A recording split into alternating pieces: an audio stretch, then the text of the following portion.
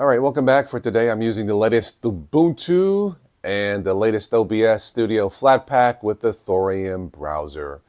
All right, so the 10 best, actually, I'm going to throw in one bonus one at the end. Debian has been recognized as something for beginners, maybe.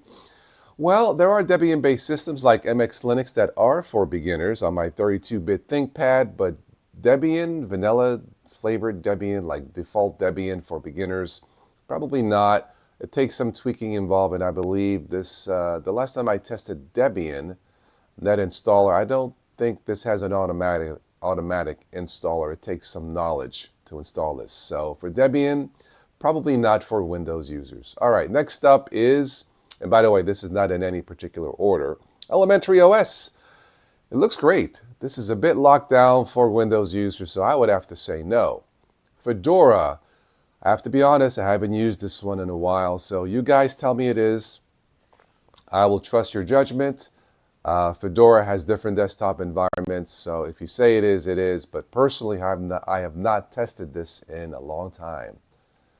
The popular Pop! OS, I have tested this. This one has the second best implementation of the GNOME desktop, Zorin OS, of course, being number one.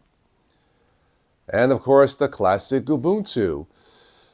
Yeah, look, I can't recommend something that runs slower than Windows 11. There's some tweaking involved in this, some terminal commands to make this user-friendly. It's heavy. In fact, if we go to OBS Studio, Stats, and I'm dropping frames all over the place. So, and this is not even recording in 1080p.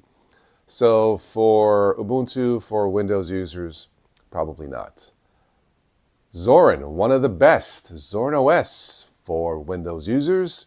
There'll be an announcement coming out soon from these guys. But yeah, it's right up there. Sure, I'll take Zorin.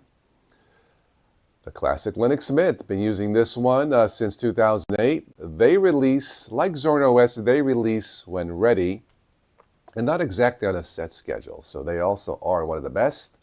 All right, what do I have here? MX Linux.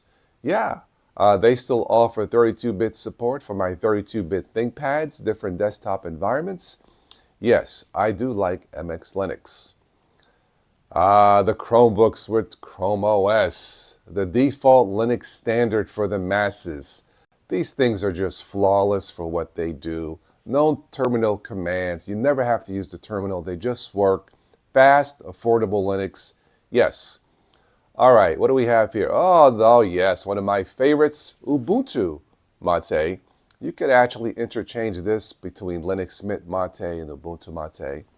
I think they're both fine. So yes, Ubuntu Mate for sure.